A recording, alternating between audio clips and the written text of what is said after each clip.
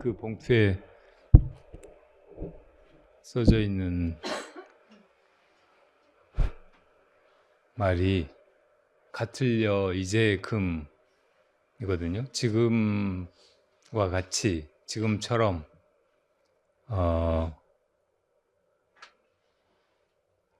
사투리로 지금 맨키로 아까 맨키로가 아니고 지금이 그렇게 만족스럽고 행복하고 좋은 시간이 아닌데 항상 지금처럼이면 어떻게 이런 생각을 할지 모르겠어요. 그런데 우리가 과거에 눈이 가리워 있고 또 운명이나 업에 얽매여 있고 그래서 맑은 눈으로 지금을 보지 못해서 그렇지 부처님이나 깨달으신 선지식들처럼 이렇게 밝고 환한 눈으로 지금을 보면 지금이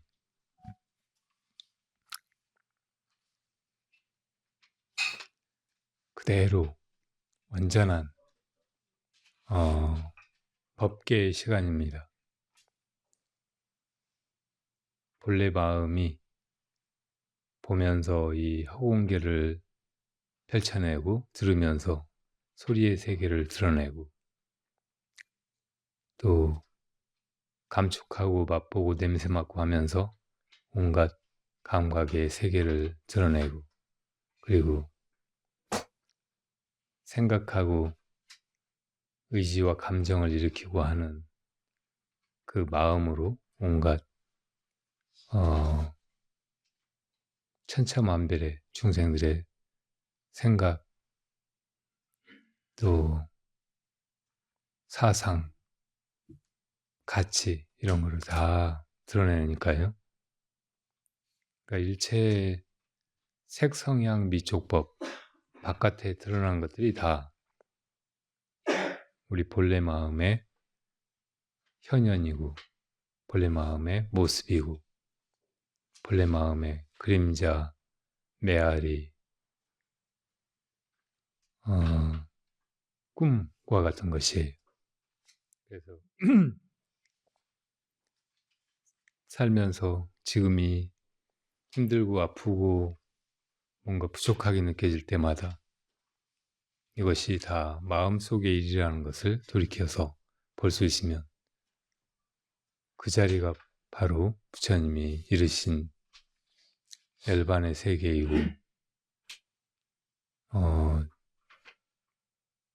아주 이상적인 나라라고 얘기하는 극락 정토입니다. 오늘 갑진년 새해의 첫날이라고 하는데 사실은 첫날이라고 하는 것이 사람이 그렇게 정해서 그렇게 생각하는 것이지 이게 어디 첫날이에요. 어제도 첫날이고 그제도 첫날이고 내일도 모레도 다 첫날이겠죠. 그렇듯이 지금 이 순간이 처음 그 순간이지 과거가 이렇게 꿈틀꿈틀 흘러가면서 여러 가지로 변화해가는 잡을 수 없고 불안정하고 참 시원찮고 못마땅한 그런 시간이 아니고 찰나찰나 이렇게 우리 마음에서 역력하게 너무나 분명하게 생생하게 드러나고 또 우리에게 확인되는 그런 시간인 거죠. 그 시간을 오늘만 그렇구나 하고 말 게 아니고 매일매일 혹은 세세년년 우리가 죽을 때까지 계속 그러하다는 것을 확인해야 하고 또 죽는 순간 혹은 다음 생으로 건너가서도 역시 이렇고 이뿐이고 이것이 완전무결한 절대의 존재라는 것을 잊지 않으면 돼요. 그게 정말 설날처럼 너무나 편안하고 또 행복하고 모두가 다 서로의 존재를 뜨겁게 조화롭게 그렇게 여기는 제일 좋은 시간입니다.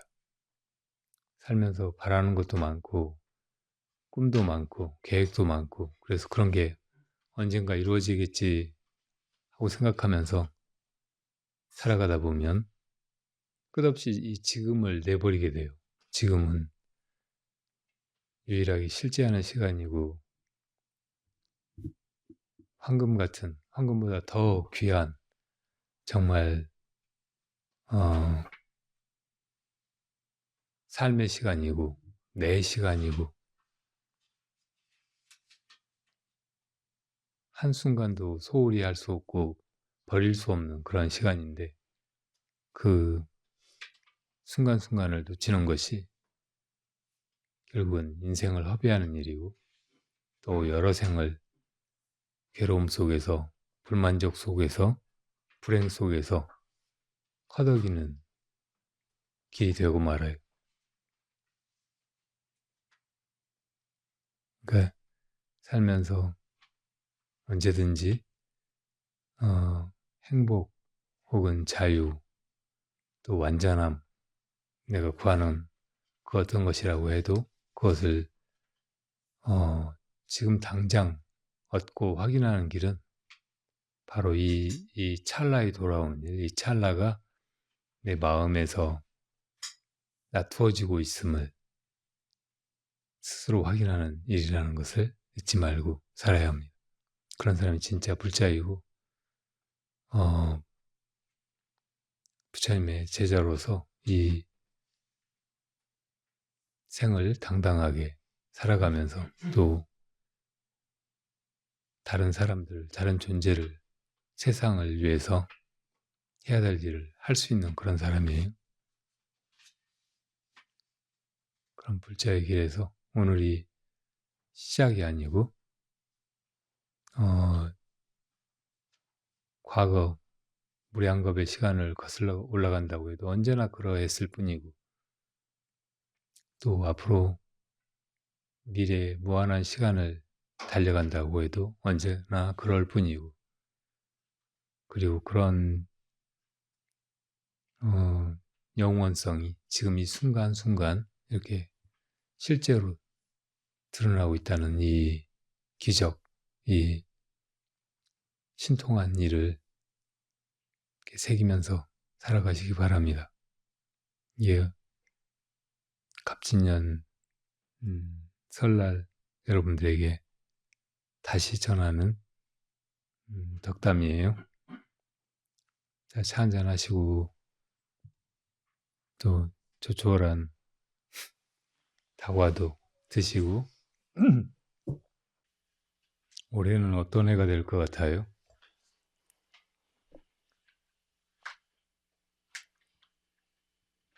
그런 감이 있는 사람들 있잖아요. 나한테 그런 감이 좀 있는 것 같다 싶은 사람 있으면 얘기 좀 해보세요.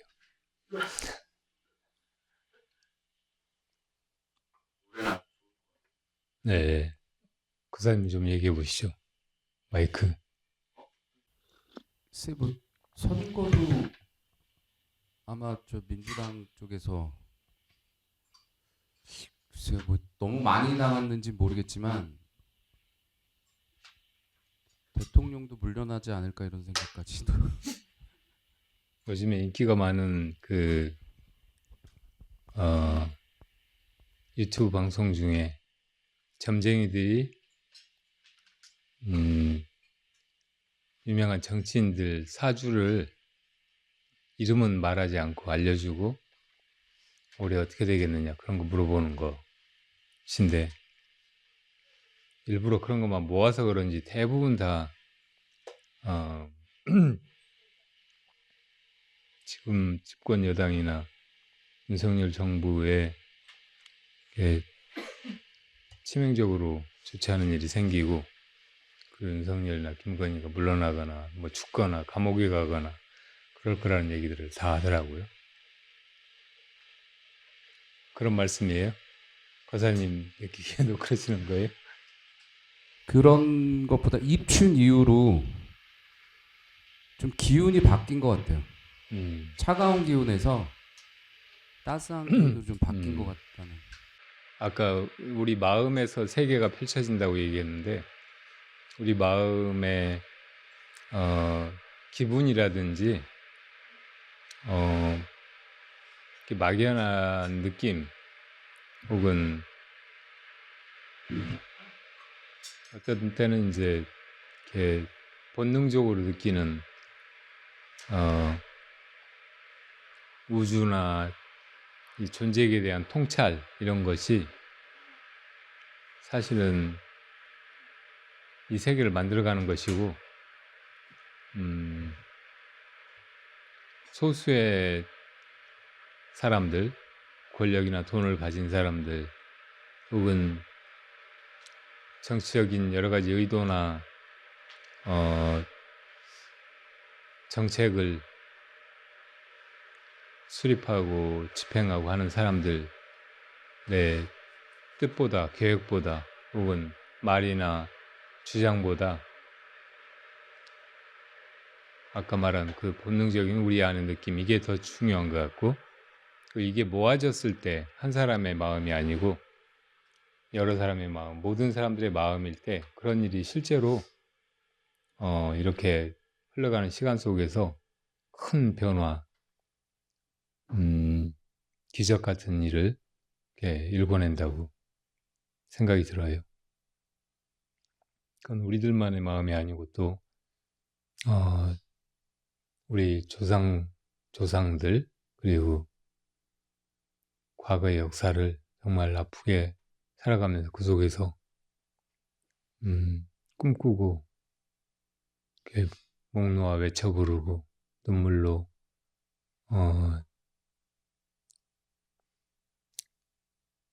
이렇게 하늘 우러보면서 혹은 자기 죽음을 앞두고 그렇게 지녔던 비원 이런 것들이 다 합해진 것이 그런 게 사실은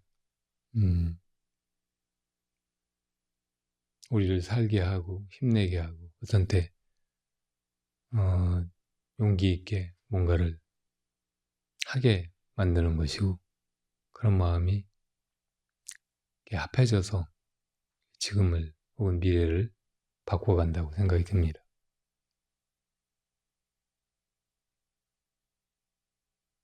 세상이 그렇게 지금 같지 않고 정말 좋아져 가고 우리나라도 이렇게 구렁텅이로 빠져들다가 극적으로 회생해서 다시 도약하게 되고 그렇다면 아주 좋은 일이겠지만 그보다 먼저 해야 하고 더 좋을 수 있는 일은 우리 마음이 좋아지는 거예요. 우리 마음이 지금까지처럼 어둡고 무기력하고 그런 게 아니고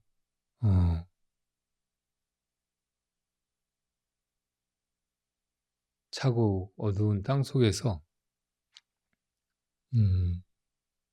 뿌리에 생기가 돋고 그리고 다시 움을 틔우고 하는 봄날의 그 기운이 우리 안에서 움터 나오는 것이 아주 중요한 일이고 그렇게 우리가 다시 희망을 가지고 생명력을 우리 안에서 피워내고 그렇게 할 때 우리 마음이 우선 이렇게 밝아지고 힘차고 생동감 넘치게 되고 그리고 그게 다른 사람을 대하는 일이나 하루하루의 우리 일상을 살아가는 데서 펼쳐지면서 나와 더불어 존재하는 이 수많은 이웃들이 또 중생계가 혹은 이 세계가 다 좋아져가는 바른 첫걸음, 첫 단추를 꿰는 일이 될 것입니다.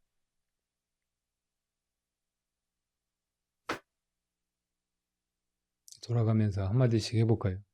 올해 느낌이 어떤지 혹은 어떻게 살고 싶은지, 무슨 일이 있으면 좋을지. 회장보살님, 해인보살님, 나는 너무 발전하지 않았으면 좋겠어요. 지금도 너무 힘들어서 무슨 행사만 돌아오면 뭐 이렇게 할 일이 많은지, 세뱃돈 봉투에다가 뭐라고 써서 주는 것만 해도 안 해도 되는데 괜히 시작해가지고 이게 매년 반복되다 보니까 전통이 돼가지고.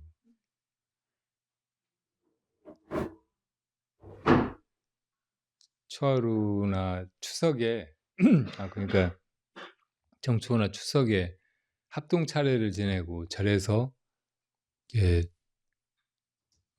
같이 이렇게 그동안 집에서 이렇게 식구들끼리 모여서 이렇게 제사 지내고 이래저래 하던 것이 이제 우리들 살아가는 방식이 달라지고 그러면서 조상님네를 생각하는 마음도 좀 흐려지고 또 왜 이런 걸 해야 되나 회의가 들고 막 그러는데 이게 사실은 이제 우리 민족의 정체성을 지키고 그래서 우리나라가 지금 거의 파탄을 향해서 나가고 있는 것처럼 보이는 이 세계 문명을 그 방향을 확 돌이켜서 좋은 시대로 그렇게 끌고 가는 그 중심이 되었으면 좋겠다 이렇게 생각할 때도 우리가 이렇게 명절 세고 또 조상님네 생각하고 또 한 해를 잘 살아갈 결의를 가족과 함께 다지고 뭐 이렇게 하는 것도 불법 안에서 도량에 와서 그렇게 하면 좋지 않겠느냐 그런 생각에서 시작을 했었어요. 그래서 처음에는 아무도 안 오더라고요. 그냥 절에 있는 식구들끼리 그러고 말았는데 지금 이렇게 이제 그래도 여러분들이 동참해가지고 점점 행사처럼 돼가고 있어요. 이 정도에서는 감당할 수 있는데 이거보다 더 커져가지고 막 수백 명 몰려오고 하면은 이런 거 못할 것 같아요. 그래서 적당히 발전했으면 좋겠습니다. 서서히. 이게 보통 이제 요즘에 절이나 교회나 어떤 종교단체든지 이렇게 젊은 세대들이 잘 안 오고 점점 탈종교화돼 가고 있어서 이런 이제 종교라고 하는 인류가 수만 년 동안 유지해온 이 사회 현상이 앞으로 존속 가능할지 회의를 제기하는 사람들도 이렇게 많은 형편이에요. 그런데 다행스럽게 우리 절에는 이렇게 보원이 같은 20대도 있고 또 우주나 정원이 같이 이렇게 어린 나이에 절에 오는 10대도 있고 지호, 연우 막 이렇게 꼬맹이들도 오고 또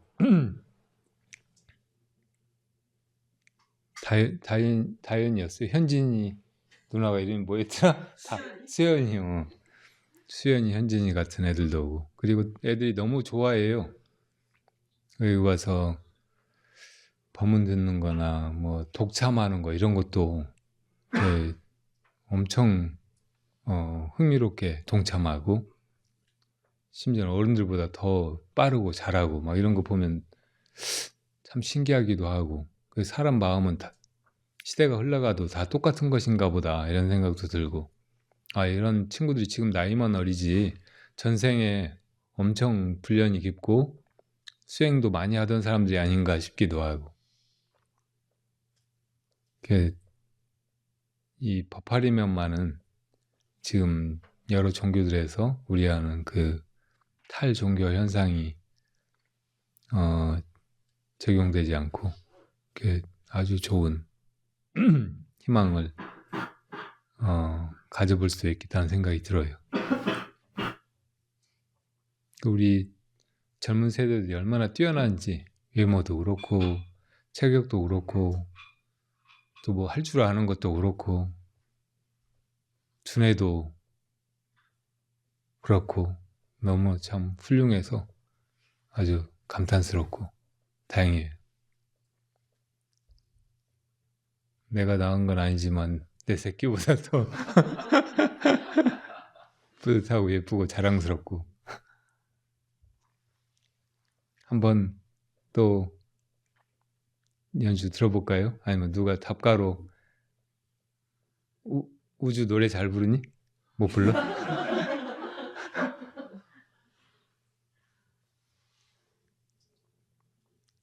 뭐 하는 거 중에서 뭘 잘해? 뭐가 관심이 있고? 아, 축구? 오. 요번에 아시안컵 축구를 두고 말들이 많던데 지금 감독을 교체해야 된다고.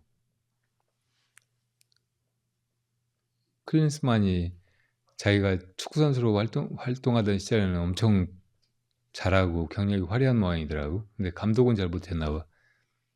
그 사람이 세계 축구가 그 남미 축구하고 유럽 축구로 나눠 볼 때 유럽 축구는 조직력이 강하고 남미 축구는 개인기가 뛰어나고 막 그런데 이 클린스만은 동네 축구에서 시작해가지고 이상하게 유럽에서 개인기로 날리던 사람이었던가 봐. 그러니까 이 전에 벤투 감독은 빌드업 축구라고 아주 조직적으로 전술적으로 상대방의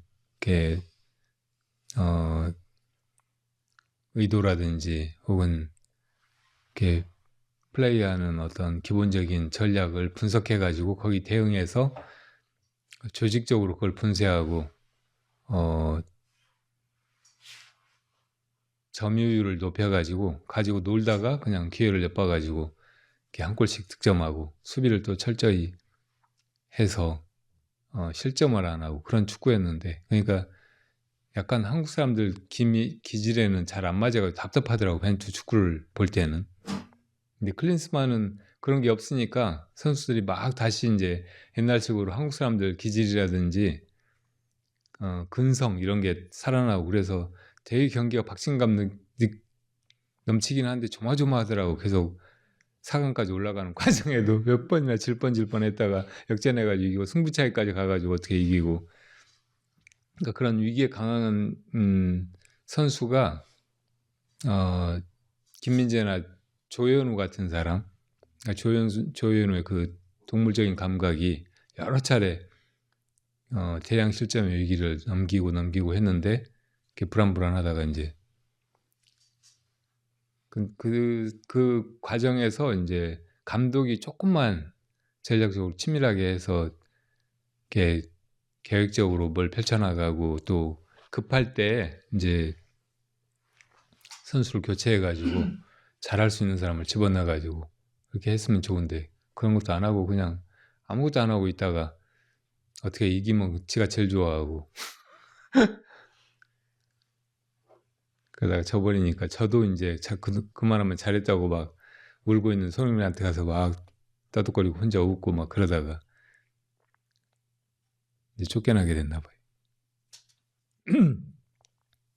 그 축구협회가 뭐 이제 인맥이라든지 그 소수 결정권을 가진 사람들이 독단으로 막 이래서 감독을 불러오기도 하고 또 선수를 막 이렇게 저렇게 빼고 집어넣고 막 이렇게 하는 바람에 그 마지막 4강전 벌어지기 전에 막 선수들끼리 연습하다가 막 다투고 그랬다고 하더라고요. 그러니까 이 한국 사람들의 독특한 기질, 유럽적인 기질과 남미적인 기질이 잘 조화된 이걸 잘 살려가지고 한국 사람들의 강점을 최대한 살려는 그런 감독이 있으면 정말 좋을 텐데 그런 사람이 아직 나타난 적이 없는 것 같아요. 그러니까 히딩크가 처음에 이제 그런 거를 일깨워가지고 2002년 월드컵에서 4강 신화를 이루어내기도 하고 막 그랬는데 그 뒤로 이제 뭐 한국 선수들의 실질적인 기량은 그렇게 4강에 들 만큼 전혀 그 정도가 아니었는데 히딩크의 그런 탁월한 리더십으로 일궈낸 결과였다고들 했는데, 그 뒤로는 이상하게 놀랍게 박지성, 손흥민, 이강인 막 이런 선수들이 등장하고, 이런 선수는 세계적인 기량을 가진 사람들이었잖아요. 근데 이 선수가 놀랍게도 그렇게 이제 확충이 되고 막 발군의 기량을 국제적으로 드러내고 막 이런 상황이었는데, 감독이 전혀 그걸 뒷받침을 못하는 그런 상황까지 온 거예요. 그러니까 지금이야말로 이 한국적인 잠재력을 끌어내고 최대한 발휘하게 하는 그런 좋은 리더가 나타났으면 좋겠다. 그러면 정말 일을 낼 수도 있겠다, 이런 생각이 듭니다. 그런 진통의 과정인지 모르겠어요. 한국의 국군도 마찬가지. 막 이렇게 해가지고 일제에서 겨우 독립해가지고 또 미국이 세운 이승만 정권, 소련이 세운 김일성 독재 정권, 그 충돌로 6.25 전쟁이 벌어지고 수백만 명이 죽고, 또 남한에서는 군부 독재가 이어지고, 그런 속에서 이제 미국이 의도적으로 한국의 경제를 뭐 일으켜가지고 차관 대주고 기술 지원하고 경제 계획까지 수립해주고 막 하면서 한강의 기적까지 이뤘다고는 하는데, 그 과정에서 수많은 사람들이 억눌리고 인권을 유린당하고 뼈빠지게 일하고 고생만 하다가 그렇게 희생당하고 막 그런 시간이 몇십 년이 흘러온 거죠.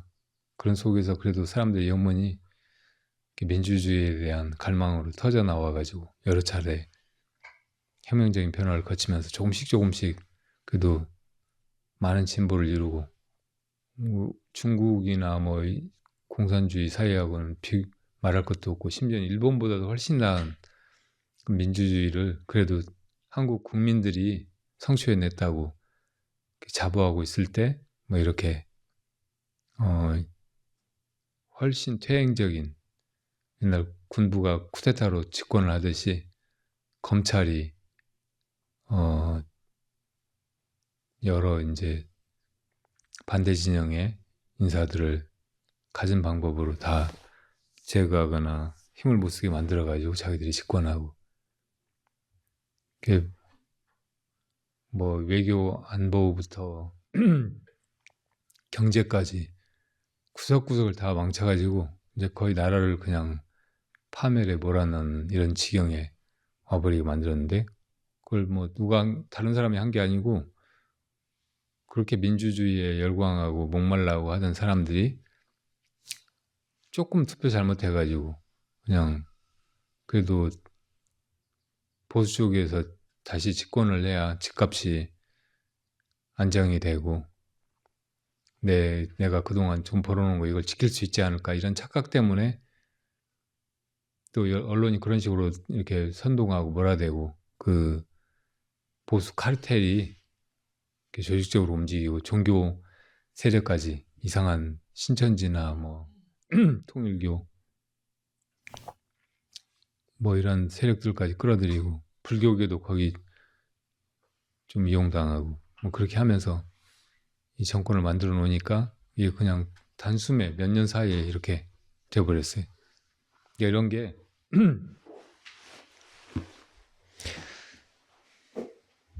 다른 것에 의해서가 아니고, 그 사람들이 정말 그래도 어떤 정부가 들어서는 게 정말 중요하구나, 우리 나라에서 대통령이 어떤 사람이 되느냐가 얼마나 중요할 수 있구나, 이런 걸 좀 각성해가지고 이런 위기를 다시 이제 이번 총선에서부터 이렇게 돌이키고 돌파해 나가고 하면 이렇게 큰 반전도 있지 않을까, 그런 생각도 다시 듭니다. 아까 법령거사님 말씀하신 대로 지금 경제가 정말 큰 위기 속에 있고, 국제적으로도 코로나 이후에 미국의 국제시장부터 아주 불안하고,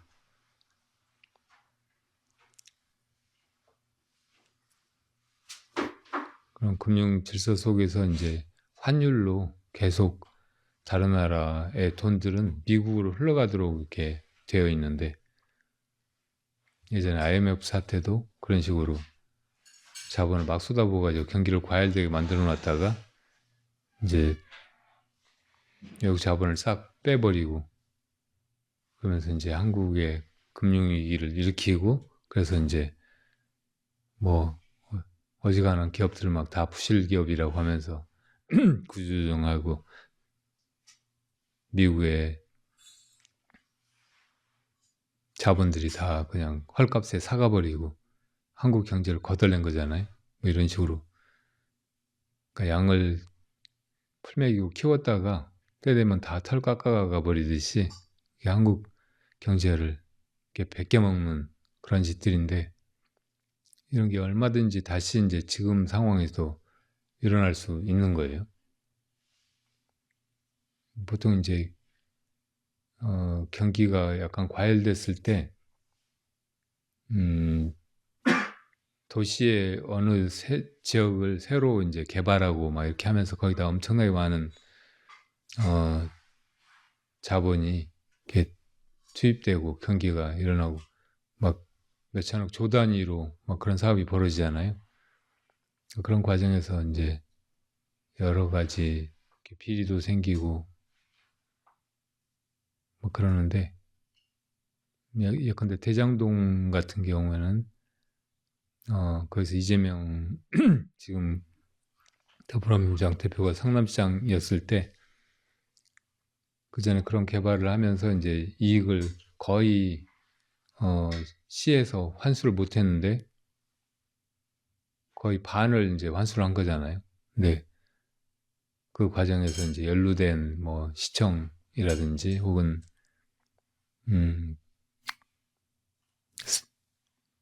검찰 혹은 사법권의 사람들, 막 이런 사람들은 뭐 50억 클럽이라는 그런 이름으로 명백하게 드러나는데도 불구하고 그 사람들은 다 감춰둔 채로 이재명 시장이 연루됐을 거라는 그런 추정만 가지고 혹은 거짓된 혐의 가지고 이렇게 기소해서 지난 대선에도 그렇고 지금까지도 계속 괴롭히고 있잖아요.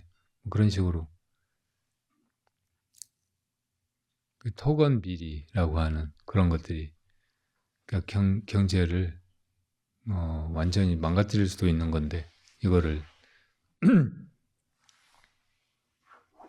사실은 이렇게 조장하고 있는지도 모르고, 그런데 그런 거를 무능한 정부에서는 혹은 이권 때문에 전혀 그런 내막을 모르는 소수 기회주의자들이 거기서 자기들 이익만 챙기느라고 국가 경제를 단숨에 그냥 궁지로 몰아넣고 도탄에 빠뜨릴 수도 있다는 것을 이제 사람들이 좀 알았으면 싶어요. 예. 질문 금지자라는 저 말씀을 하셨는데 누구라고 스님께서 지적하시진 않으셨어요. 근데 이 말이 그 가슴에 팍 와닿더라고요. 화두를 뭐 역대 뭐 조사님들이 주셨다고 하셨는데 저는 이 말씀을 스님한테서 화두를 받은 거예요. 그래서 이 말을 곱씹었어요. 왜 내가 질문 금지자지? 나는 항상 궁금한 것들이 많았는데 근데 이거를 고민하다 보니까 정말 내가 질문하려고 했던 것들이 얼마나 쓸데없는가라는 생각이 들더라고요. 그리고 하신 말씀 중에 제가 스님 말씀들을 그냥 듣는 것 같더라도 항상 이렇게 마음에 맺히는 말들이 있는데 그 중에 하나가 그 흐름을 깬다는 거예요. 그러니까 그래서 그 다음부터 사람들 말을 계속 들었어. 아, 이 말을 내가 해도 되나? 아, 이게 그때부터 아, 이 말은 지금 들어가면 안 되는구나. 그렇게 제하다 보니까 질문할 말들이 없고 많은 분들이 저한테 물어보면 왜 요즘 질문 안 해요? 근데 속으로 이제 질문할 게 없어서 안 하는 거거든요. 질문이라는 생각도 안 들더라고요. 오히려 질문 금지라고 했는데 내 스스로 왜 질문하는지 그 이유가 없어지는 거예요. 그전에는 무조건 질문해야지. 스님이 말씀을 하시면 그 말을 듣기 전부터 질문부터 생각이 나는 거예요. 근데 그 다음부터는 스님이 말씀하시는 거, 사람들이 말하는 거, 그게 다 들려요. 그 듣고 생각하느라고 질문할 시간이 없고 생각이 없는 거예요. 그래서 사람들하고 관계도 되게 좋아졌어요. 자기 얘기를 들어주니까. 그러니까 화두라는 게 꼭 나와 남 이런 것뿐만이 아니고 스님이 하시는 말씀 중에서 자기 가슴에 오는 말들을 생각하고 그리고 사회에서 이렇게 그 말들을 실천하다 보면 그게 사람들하고 더 관계도 좋아지고 그게 어떻게 이렇게 원활하게 되다 보면 이게 또 오히려 또 바른 불자. 그리고 저랑 제일 친한 사람이 지금 교회 다니는 사람이에요. 그 사람이 이렇게 나한테 공격적으로 막 이렇게 전도할 때도 그런 걸 또 받아주고 또 지적해주고 그러니까 서로 그 믿는 부분만 다르지 다른 부분은 다 교감해요. 너무 아이러니한 게 그 분이 저번에 좀 말씀드릴지 모르지만 외모가 좀 효봉 스님이랑 좀 비슷하세요. 나중에 한번 뵐지 모르겠는데 자기는 너무 그 절에 다니는 이 음식이 자기랑 맞는다는 거예요. 그래서 자기 한번 꼭 오겠다고 그럼 내가 또 답례로 한번 교회 가서 거기 예배 드리겠다고 했는데 나중에 한번 보시면 한번 좋을 것 같습니다. 그러니까 스님 말씀 이렇게 모든 분들이 그러시겠지만 새겨 들으시고 항상 스님이 말씀하시는 그 말들이 이 사회나 이렇게 삶에서 좀 더욱 도움이 되는 그런 말씀을 받아들이고 그렇게 삶에 적용하시면 좋을 것 같아서 잠시 마이크를 들었습니다. 감사합니다. 네, 아주 좋은 말씀들이네요.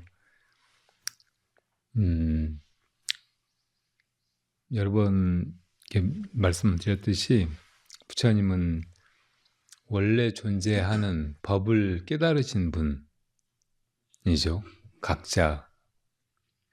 근데 그 법은 부처님이 깨달으시면서 처음 드러나게 된 것도 아니고 부처님이 입을 열어서 설하시면서 나타나게 된 것이 아니에요. 원래 있는 그대로가 법이고 그거를 부처님이 깨달으셨다고 하는 것은 그것을 알게 되고 안 것을 말로 하신 것이 아니고 원래 그 존재의 차원으로 개합해 들어갔다. 원래 우리가 역시 그런 법의 차원에 그냥 그렇게 존재했을 뿐이라는 것을 눈 떠서 보게 된 것이라고 말할 수 있는 거죠. 그러니까 이 진리라고 하는 것이 말 속에 있지 않고 또 우리가 생각으로 이렇게 저렇게 알아보고 또 이것이 옳다 저것이 옳다 판단하고 그래서 다른 사람들한테 떠벌리고 주장하고 내세우고 막 그렇게 해서 얻어지는 것이 아니라는 것을 잘 아는 거 이것이 진리 탐구의 길에서 제일 중요한 전제 조건 같은 것이라고 생각이 듭니다. 사실은 세상에 이제 종교들이 뭐 내세든 아니면 구원이든 혹은 이제 신의 존재나 그 경에 있는 이야기들 이런 것이 옳다 그르다 그렇게 주장하고 어디 그렇게 이제 기록으로 남겨놓고 한 것들이 많은데 대부분의 그런 것들이 말의 차이에 불과해요. 그러니까 신이라고 하는 그 존재에 대해서도 신이 모든 것의 주인, 뭐 창조주이고 혹은 이 세상을 섭리해 나가는 자이고 그렇게 보면은 그걸 이제 불교적으로 말하면은 이게 마음이 이 세상을 지어냈고 마음이 이 모든 걸 다 해나가고 있는 존재라고 보면 그 마음이 정확히 신하고 일치하는 그런 개념이거든요. 근데 이제 그런 존재를 보통은 이제 이 우주 밖에 혹은 어디 저 하늘에 있는 그런 어떤 존재라고 그렇게 생각하고 또 그 존재를 여호와라고 부르느냐 뭐 알라라고 부르느냐 하느님이라고 부르느냐 뭐 이런 걸 가지고 또 이제 서로 다른 믿음을 가지고 있다 생각하면서 다른 신을 추종하는 다른 신자들이고, 그래서 다른 종교에 속한다고 우리가 착각하고 있는 측면이 분명히 있을 거거든요. 그러니까 이 말에 속아가지고 신이 뭐니, 어떤 존재냐, 이 신이 옳으냐, 저 신이 옳으냐, 이 신이 최고 신이냐, 저 신이 최고 신이냐, 막 이런 걸 가지고 서로 입씨름을 해가지고는 무엇이 진리인지 드러나지도 않을 뿐더러 그 진리의 탐구의 길로 나서지도 못해요. 그러니까 부처님께서는 이제 어떤 때는 아주 쉽게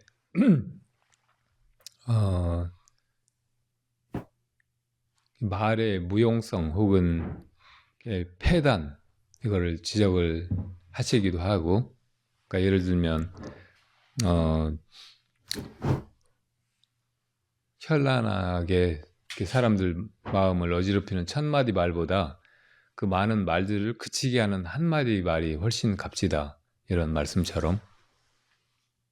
그러니까 화두 같은 거는 굉장한 언변으로 장광설을 떠벌리는 것이 아니고 우리 마음속에 온갖 생각이나 사리 분별을 그냥 단숨에 끊어버리는 그냥 한마디 말이잖아요. 그러니까 그 말을 듣는 순간 이게 뭔 말인지 납득이 안 갈 뿐더러 생각해 보려고 해도 전혀 마음속에서 무엇이 떠오르질 않으니까 그냥 마음이 고요해지고, 그러니까 본래 존재의 자리로 그냥 단숨에 들어가 버리게 하는 거죠. 그러니까 이런 말이 이제 진짜 말이고 천금 같은 말이고 말 넘어서 존재하는 그 진리에 우리를 개합하게 하는 그런 말인 거죠. 그것도 아주 장황하게 부처님께서도 팔만대장경에 그 많은 말을 통해서 말 이전에 마음을 보도록 하신 거예요.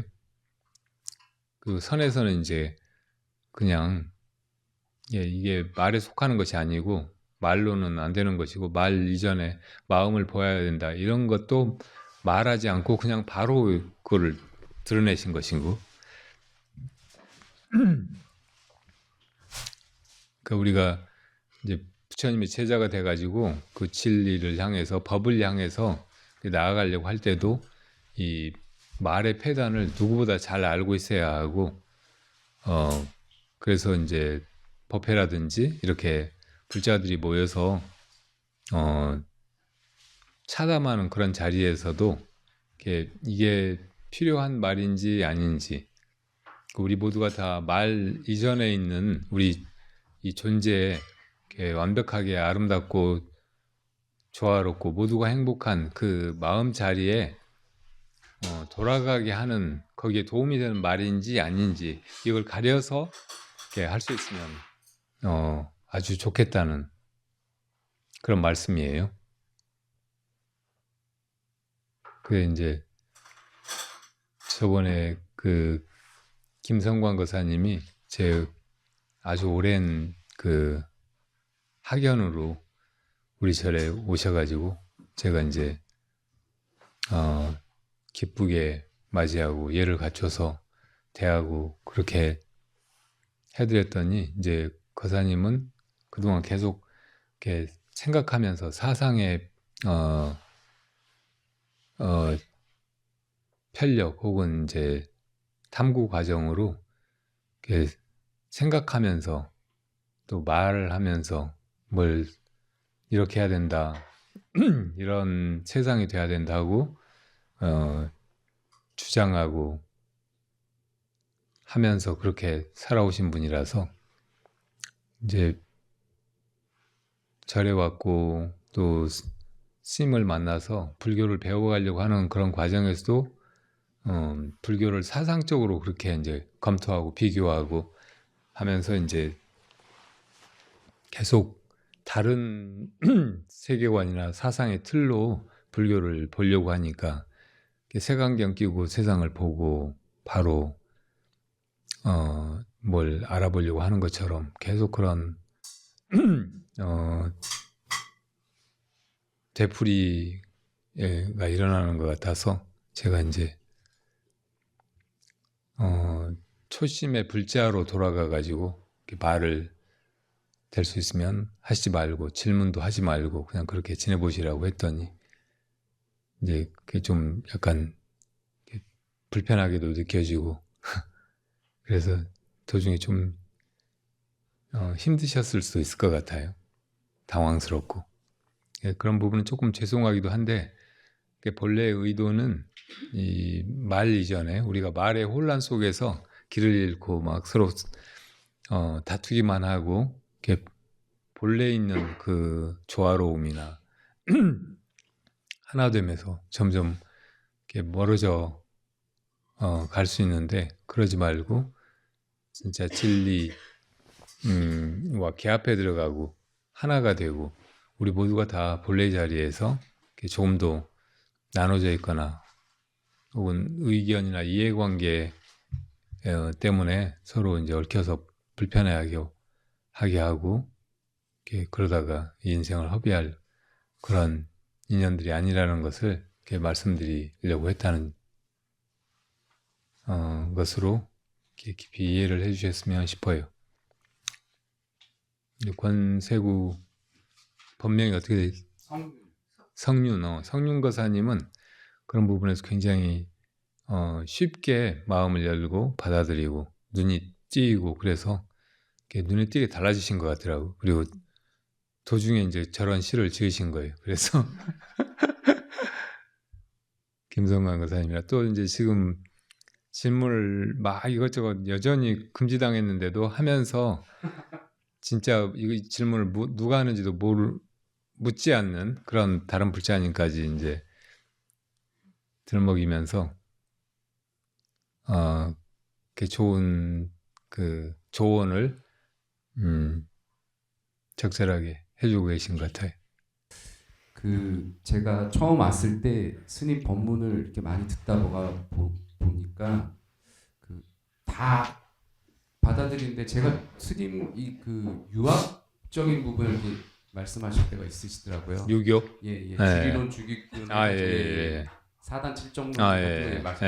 약간 틀린 부분이 있어서 저 부분은 내가 그런 부분이 많을 거예요. 제가 하는 말이 제가 기억력도 안 좋고 그리고 또 다양한 공부를 심도 있게 차근차근 이렇게 해오질 못했거든요. 그래서 이제 드리는 말씀은 이제 그래서 저거는 스님이 아무래도 세상에서 공부하신 부분이 아니니까 내가 저 부분을 가르쳐 드려야겠 조금 기회가 되면 말씀을 드려야겠다는 생각을 요만큼을 했었거든요. 근데 지금 와서는 제가 느끼는 게 그때 그런 생각을 하지 않았어야 도를 올바로 받는 거지 스승에 대해서 요만큼의 그 잘난 체라는 게 나중에 제가 수련회 중에 예전에 스님하고 이렇게 얘기하다가 스님이 개나 줘버려야지 부천 하시던 거 혹시 기억나시나요?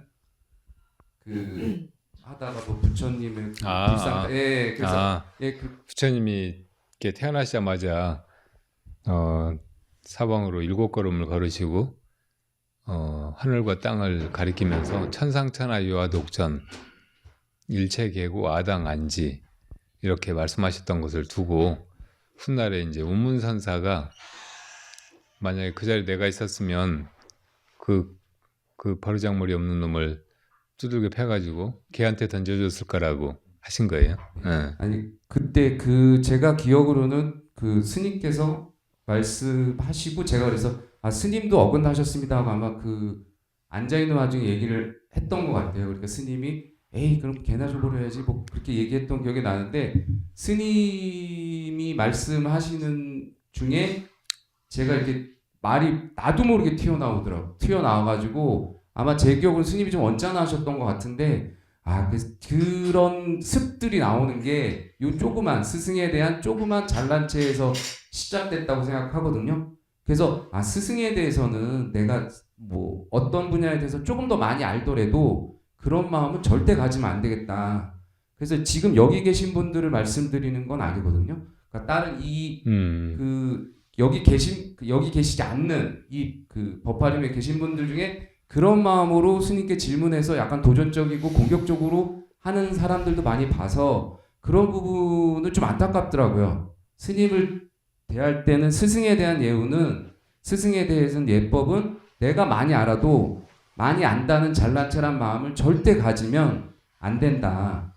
그래서 그런 것들을 좀 가져야 되지 않나. 그래 도를 배우는 입장에서 조금의 잘난 체도 가지면 안 된다. 그런 생각을 뼈저리게 해서 그런 말씀을 한번 스님께 꼭 드리고 싶고 예전에 그런 경험 그 내용이 지금 잘 기억이 안 나지만 그런 것들이 있으니까 그런 것들을 좀 여기 계신 도마님들도 같이 해주시면 좋지 않을까 이래서 말씀 한번 올렸습니다. 예. 예, 예. 우리가 스승에게서 배우는 거는 지식만이 아니죠. 그래서 이제 스승이 뭘 잘못 가르쳐 줄 때에도 혹은 충분히 잘 알고 잘 가르쳐 주지 못할 때에도 우리가 자기가 아는 것으로 자기가 스승보다 더 잘 아는 것으로 그 스승에 대해서 공경심을 잃어버리고 그걸 그냥 반박하려고 하거나 혹은 스승을 이렇게 조금이라도 낮잡아 보거나 이렇게 따르지 않는 그런 태도를 가지면 그 속에서 정말 일어나야 될 제일 깊은 의미의 배움 자체가 이렇게 일어나지 않게 돼요. 그러니까 아까 깨달음이라고 표현했는데 깨달음이 뭐 아는 것이 아니기 때문에 그래서 스승은 그 깨달음을 향해서 내가 가도록 그렇게 이끌어 주시는 분 혹은 그 길을 잘 일러 주시는 분인데 스승이 하는 말이 어디가 조금 틀렸다고 해서 그 가르침을 소홀히 생각하거나 혹은 스승을 믿고 따르는 마음이 이렇게 흔들리면 자기한테 하나도 득될 것이 없는 거죠. 스승한테는 스승이 뭐 여러 가지 이제 인간적인 결함이 있다고 해도 일단 귀심을 가지는 것 이것이 이 깨달음의 길에서 우리가 궁극에 얻으려고 하는 것 다 같이 부처님과 다지는 일 이것을 이렇게 효율적으로 실질적으로 이렇게 이루어가는 기본이라고 생각이 듭니다. 예전에 이제 거사님도 내가 이제 무슨 얘기를 해서 약간 언짢아하는 것 같다고 느꼈다고 하셨는데 김성관 거사님도 구체적으로 이제 제가 여기 차담 시간에 왜 이런저런 질문하시고 막 할 때 그때 느꼈던 게 제가 하는 얘기를 중간에 이제 조금 생각이 다르다든지 제가 좀 틀리게 얘기했다든지 했을 때 이렇게 끊고 들어오는 거였어요.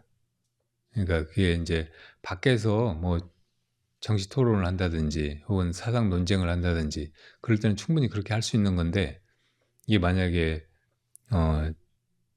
진리 탐구의 자리고 그런 자리에서 이렇게 그게 도움이 될 것 같아서 그런 질문을 통해서 이제 제가 스님으로서 혹은 여러분들보다 수행을 먼저 한 그런 경험자로서 어떤 얘기를 할 때 그렇게 이제 얘기를 끊어버리면 제가 얘기를 다 못하게 되거든요. 그러니까 예를 들면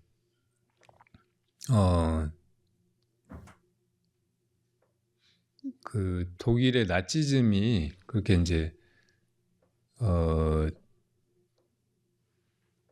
뭐 유대인들을 학살하고 세계 대전을 일으키고 막 이래저래 하면서 이렇게 인류에게 정말 큰 해악을 끼친 이렇게 좋지 않은 정치 집단이었다고 이제 그런 얘기를 하면서 그런데 사실은 그때 이제 그런 제국주의 경쟁 속에서 독일만 그랬던 건 아니다. 독일은 오히려 그 영국이나 뭐 그전에 네덜란드, 스페인 막 이런 데처럼 이렇게 세계 여러 곳에 이렇게 식민지를 건설하고 그 다른 민족들을 이렇게 착취하던 그런 흐름에서 볼 때는 상당히 늦게 출발했고, 그리고 그때 이제 2차 대전 일으키기 전에는 뭐 예를 들어 프랑스 같은 나라만 해도 아프리카 같은 데 정말 많은 식민지를 가지고 지금까지도 여러 가지 이제 약소국들의 민주주의 발전이나 경제적인 성장에 치명적인 제약을 일으키고 있고, 여러 가지 떳떳하지 못한 그런 짓들을 해왔는데, 독일은 상대적으로 그렇게까지 이제 외국에 나쁜 짓을 많이 하지는 않았다, 뭐 그런 얘기를 했었거든요. 그랬더니 스님이 그렇게 얘기하면 되느냐 하면서 이제 독일 나치즘이 얼마나 극악무도한 그런 집단인데 막 하면서 그렇게 이제 얘기를 시작하셨잖아요. 그러니까 그런 식으로 얘기가 되면은 이제 이게 논쟁으로 발전하고 무엇이 옳은지 이게 가려진다고 해도 그게 우리 수행에는, 깨달음의 길에는 아무런 도움이 안 되는 거예요. 그래서 이제 제가 그런 자리에서 이렇게 이제 사람들 앞에서 법문이랍시고 하고 차담하면서 뭐 하면서 막 이렇게 떠들고 막 그렇게 사람들하고 입씨름이나 하고 앉았는 이런 일을 이제 그만해야 되겠다, 뭐 그런 뉘앙스로 얘기도 하고 막 그랬던 것 같아요. 그러니까 그런 방식이 그런 대화의 방식, 이런 것이 이 선가에 와서는 이게 좀 자제돼야 되고, 처음부터 이런 것이 별로 그 진리 탐구의 길에서는 도움이 되지 않는다는 것을 분명히 느끼고 이렇게 와서 될 수 있으면 침묵하고, 그리고 겸손한 자세로 배우려고 하고, 배우는 것도 무슨 지식이나 어떤 사상을 배우는 것이 아니고 그 깨달음의 길을 가르침 받아서 그 길을 내가 묵묵히 몸소 나아가야 되겠다, 이런 마음으로 이렇게 시작해야 된다는 뜻에서 이렇게 드린 이렇게 말씀이었다고 봐주시면 좋겠어요. 질문이라고 하는 건 사실은 어떤 형태의 알미든 우리 존재가 그 무지를 깨트리고 그 밝고 분명한 진리의 세계에 나아가는 아주 유효한 수단이에요. 자기 안에서 어떤 질문이 일어났을 때 그 질문을 가지고 이제 골똘히 생각도 하고 연구도 하고 조사하고 알아보고 하게 됐잖아요. 그래서 이제 진리를 발견하고 확인하게 되는 거죠. 그래서 소크라테스도 지식이라고 하는 그 아이를 낳는데 이 질문이, 스승의 질문이 산파 역할을 하는 것이다. 그래서 이제 소크라테스의 대화법, 이걸 산파술이라고 하면서 제 아들을 그렇게 이제 가르쳤죠. 그러니까 소크라테스가 많이 했던 말이 너 자신을 알라 였는데, 그 말을 어떤 때는 그렇게 했을지 모르지만 대부분 아마 너 누구냐 이렇게 묻는 것으로 했을 거예요. 그렇게 해서 이제 제자들이 정말 내가 누구지 하는 의문을 가지게 했던 거예요. 그러니까 그 질문이 자기 존재가 진짜 어떤 것인지 이걸 깨닫게 도와준 거죠. 그러니까 그걸 어떤 제자라도 정말 진지하게 받아들이고 실제로 그렇게 내면으로 묻고 참고하고 하는 그런 길로 나아갔으면 다 이 삶과 죽음의 온갖 고통에서 벗어나는 불교에서 말하는 그런 깨달음에 이르게 되었을지도 몰라요. 근데 서양의 그 합리주의나 지식주의, 이것이 이제 그 정도까지 이르게는 하지 못했고, 그래도 그 헬레니즘의 그런 합리주의가 르네상스 이후에 다시 부활해가지고 지금 현대 이 문명을 어떻게 보면 견인하고 있다고도 할 수 있잖아요.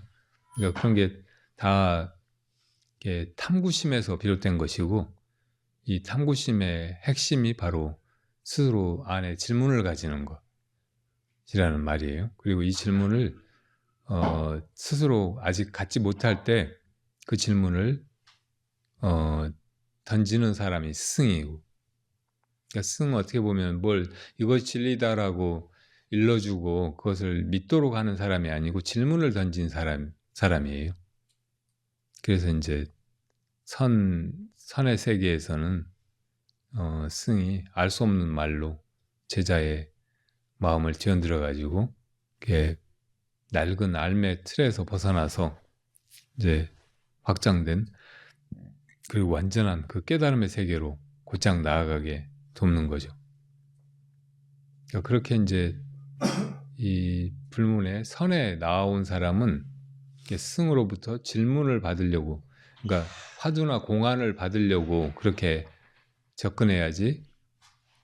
또 이제 그렇게 접근하기 위해서 자기가 이미 알고 있는 그 낡은 지식들, 이것이 아무 쓸모도 없고 더군다나 우리 생사의 괴로움에서 해탈하는 그런 길, 또 우리가 정말 안으로 언제나 꿈꾸고 기다려온 자기 완성 혹은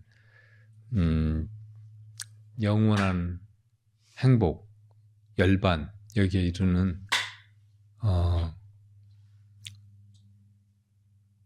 그런 길에서는 하나도 도움이 안 되고 다 폐기하고 잊어버리고 놔버리고 그리고 이제 출발해야 되는 그런 길이라는 것을 알고 나설 수 있으면 그 사람이 제일 잘 준비된 사람이고 최상의 근기라고 말할 수 있겠습니다. 제가 뭐 나치즘이나 서양 제국주의나 뭐 이런 것에 대해서 거사님만큼 알겠어요. 그렇지만은 그런 얘기를 하려고 선에 관한 얘기를 하려고 이제 그 나치 얘기도 꺼냈던 것이라고요. 어서 오세요. 선생님 잘 지내셨어요? 네, 잘 오셨습니다. 네, 새해 복 많이 받으시고요. 네.